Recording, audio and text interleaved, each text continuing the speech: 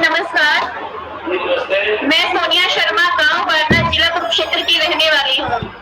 सबसे पहले तो मैं आपका धन्यवाद करना चाहूंगी कि आपने हम अपनी बात डायरेक्ट आपके सामने रखने का हमें अवसर दिया।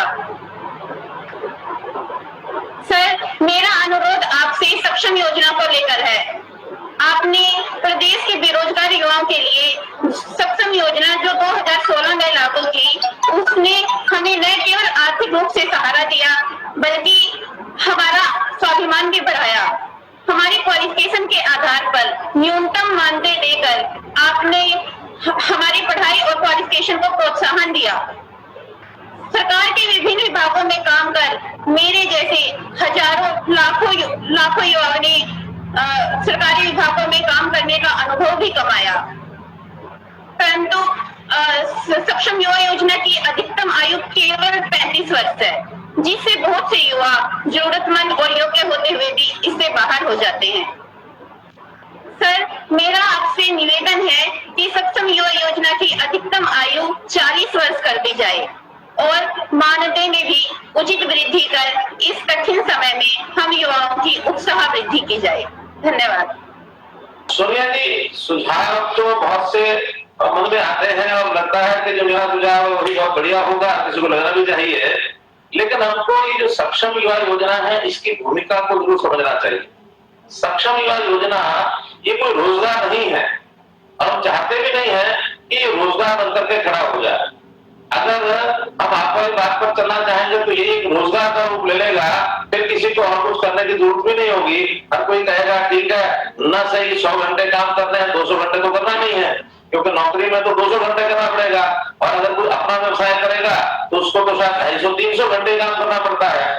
और उसमें से यह है कि अगर पैसा इसका बढ़ा दिया तो उसको लगता है कि ठीक है तो पर्याप्त हो गया, तो फिर आगे बढ़ने की ललक उसकी खत्म हो जाएगी।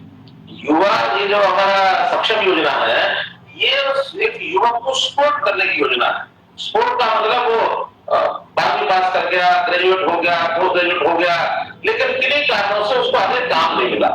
हर किसी को नौकरी नहीं मिलती है, हर किसी को नौकरी सरकारी मिलने की नहीं है। उसको नौकरी के लिए कुछ साल वेतन करना चाहिए।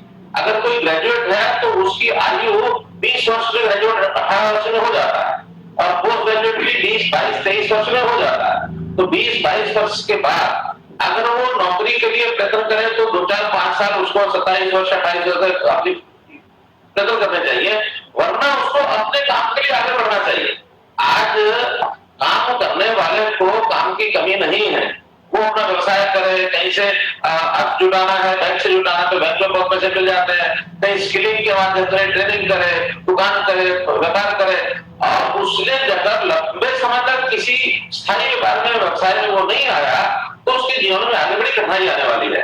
इसके बाद अगर 35 वर्ष की हमने आयु रखी है तो ये 35 वर्ष की इसलिए कि ये भी उसको केवल 3 वर्ष के लिए सहायता मिलती है सरकार की। अगर वो 22 वर्ष के बाद अपना रजिस्ट्रेशन करा लेता तो उसको तो 25 वर्ष तक मिलनी है। अगर वो 28 वर्ष के बाद जाता तो 31 तक मिलनी है, 32 के बाद जाता तो 35 तक मिलनी है, 34 के बाद जाता तो 35 तक मिलनी है। 35 वर्ष के बाद भी अगर उसके जीवन में काम करने का स्थायित्व तो नहीं आया तो फिर हमको भी विचार करना पड़ेगा, या तो फेलियर सरकार का है और या फेलियर उस व्यक्ति का है। अगर ये हम इसको बढ़ाते चले जाएंगे तो युवाओं में 5 साल तक और काम न करके इसी दायरे में फंसे रहने की वृत्ति बढ़ जाएगी और ये युवा के लिए किसी भी कारण से उपयोगी नहीं है। युवा को तो जितना जल्दी अपने पैरों पर खड़ा होने का अवसर मिल जाए उतना उसको मेहनत करनी चाहिए, परिश्रम करना चाहिए, उसका विजन बढ़ना चाहिए और सरकार को कदम करना चाहिए। तो इसलिए ये सक्षम युवा योजना है। इसमें तो हम ये कहते हैं सोनर युग कम, सोनर युग आउट। अगर इस योजना में आप आए हैं तो जितना जल्दी आए हैं, जल्दी आपकी आवश्यकता है, जब आपने पोस्ट ग्रेजुएट कर ली, ग्रेजुएट कर लिया, आप आए, लेकिन इसमें जल्दी से जल्दी बाहर होना चाहिए ताकि वो अपने पैरों पर खड़ा हो गया।